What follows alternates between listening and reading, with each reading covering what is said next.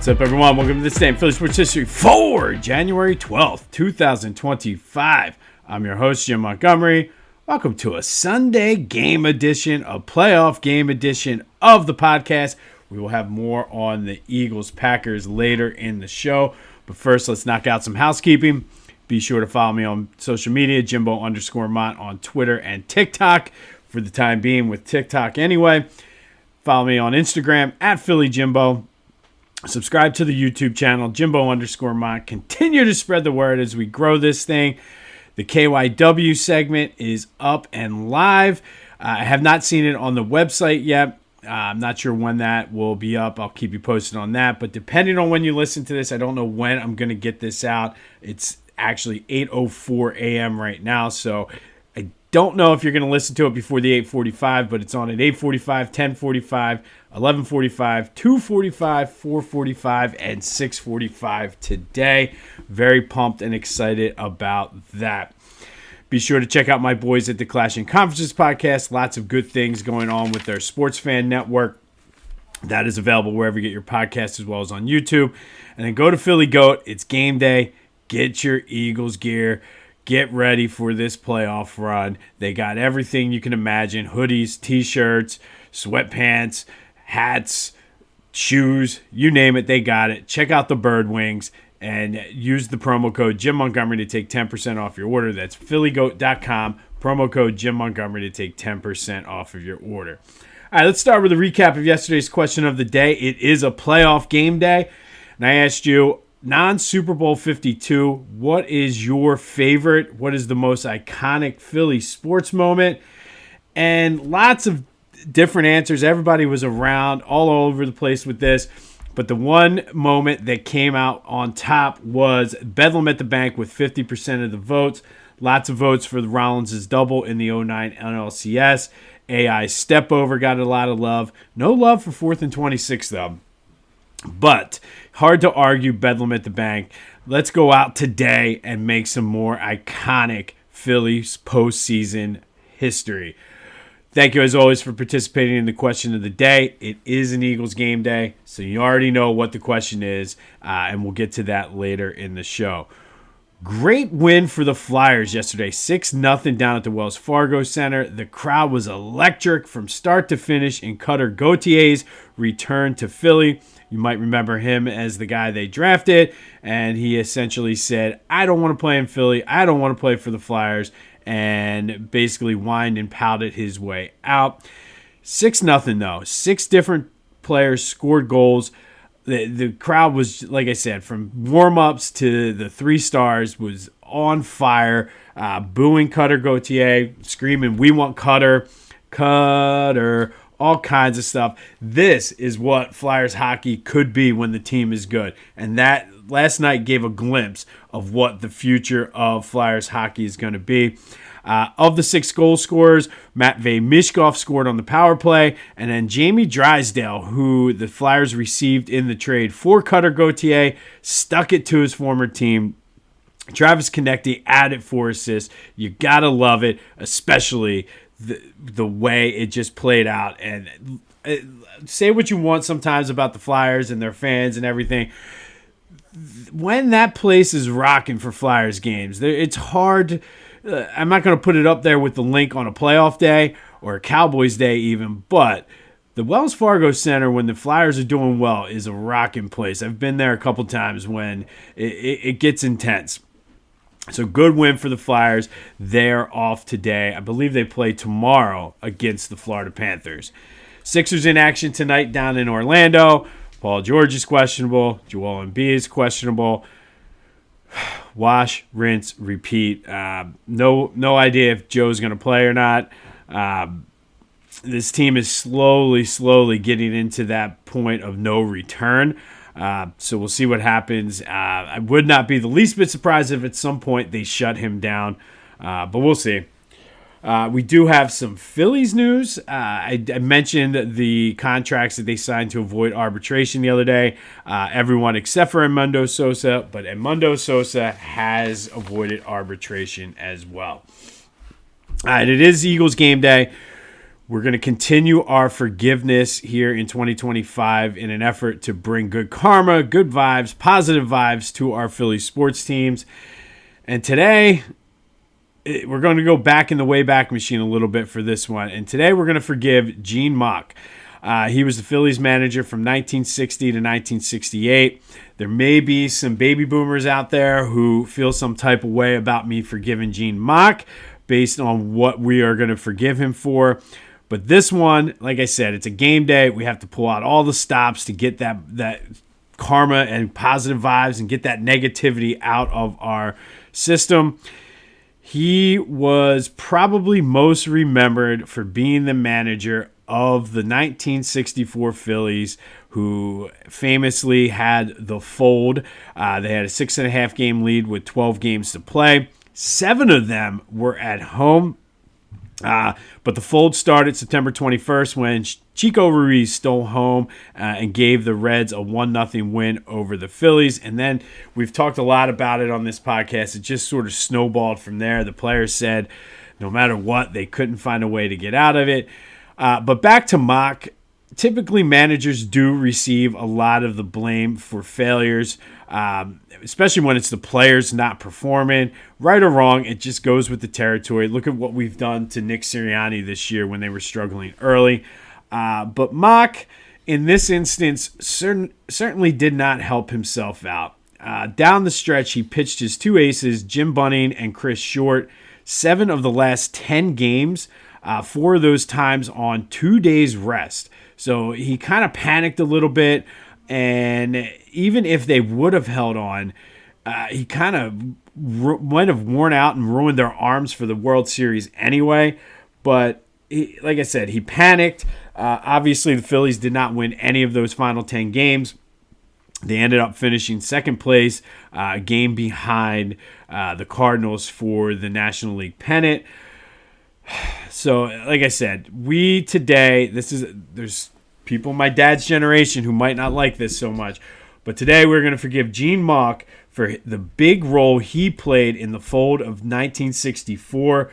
He panicked, he got nervous, everybody got tight, and truthfully, when you're in a slump like that, it starts at the top, and he certainly did not help the case at all. So, as being one of the main reasons for the Phold of 1964, Gene Mauch today, on the day the Eagles are set to take on the Packers in the playoffs, I forgive you. I know this is going to be a controversial one, but Gene Mauch, I forgive you.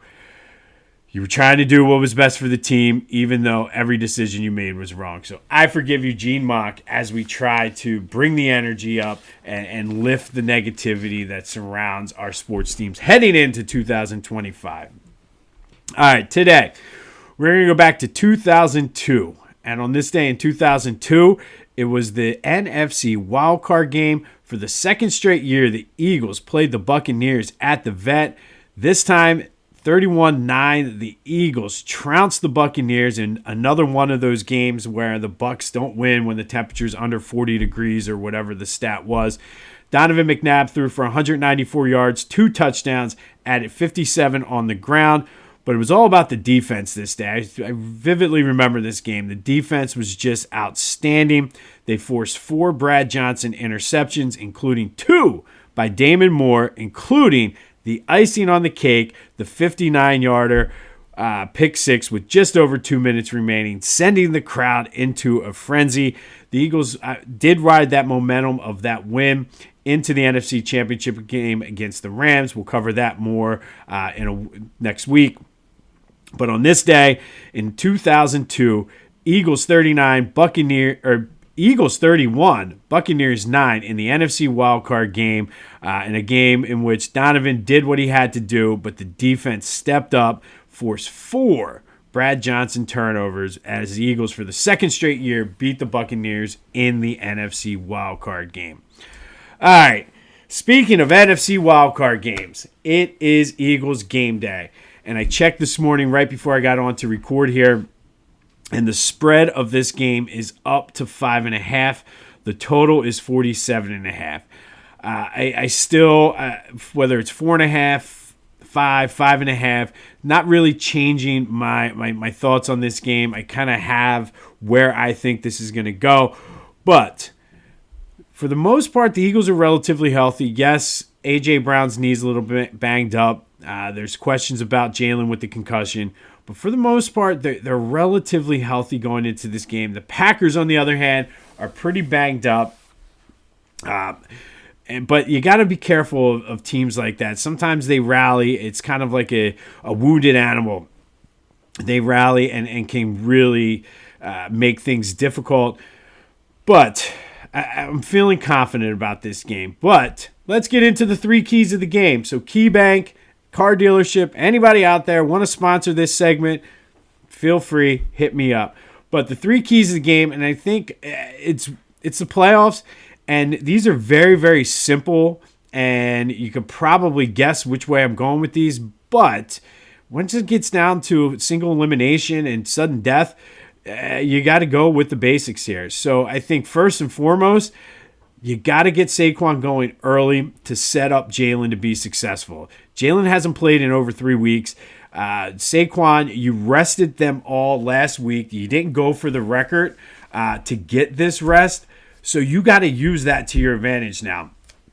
Get Saquon going early. Set Jalen up with some short passes to Goddard over the middle and really set up play action for later in the game once that rust is shaken off. But I really do. You got to go. You rested Saquon for a reason, and this is the reason. So you have to get him early to set Jalen up to get back into game speed and game flow and things like that. I really hope and believe that they will do this. You can't really get off to a slow start. Like, this is something that's plagued this team all year. Got to get off to a pretty fast start. And that, to me, that means getting Saquon involved and giving Jalen passes over the middle to Goddard, setting up the play action, because until you show that you can run the ball against the Packers, who have a decent run defense, they're going to be stacking the box. So you got to do things to get Jalen into the groove early. Key number 2, this is on the defense. You have to stop Josh Jacobs and then get after Love. The receivers are banged up for the Packers, so passing is going to be hard. So it goes back to what I've been saying all year. Do your job. Zach Bond, Nakobe Dean, get ready, make tackles, wrap up. Line, get pressure, clog up blockers so you can allow your linebackers to actually make the tackles. And Jalen Carter, go into beast mode and get after Jordan Love, who's, first of all, his elbow is not 100%. The receiving core is banged up. So if you can shut down, do the old school Bill Belichick, shut down one player and dare the other guys to do it. And I think Josh Jacobs is the guy you have to shut down on this Packers defense. But again, we've been saying it all year. It's been working. Defense, do your job and contain Josh Jacobs and force Jordan Love to go against the secondary of the Eagles, which is one of the strengths of this team. And finally, don't look ahead. It's very easy to be like, oh, the Packers are banged up. Oh, we're the 2 seed. Oh, we have Super Bowl aspirations. But all year, you've been taking it one game at a time. Focus on this game for 60 minutes. Green Bay could catch you, especially if you get a lead. Do not rest like you did against Jacksonville. Do not have a letdown. If you get your foot on their throats, finish the job. Focus on this game 100%, nothing else, for 60 minutes.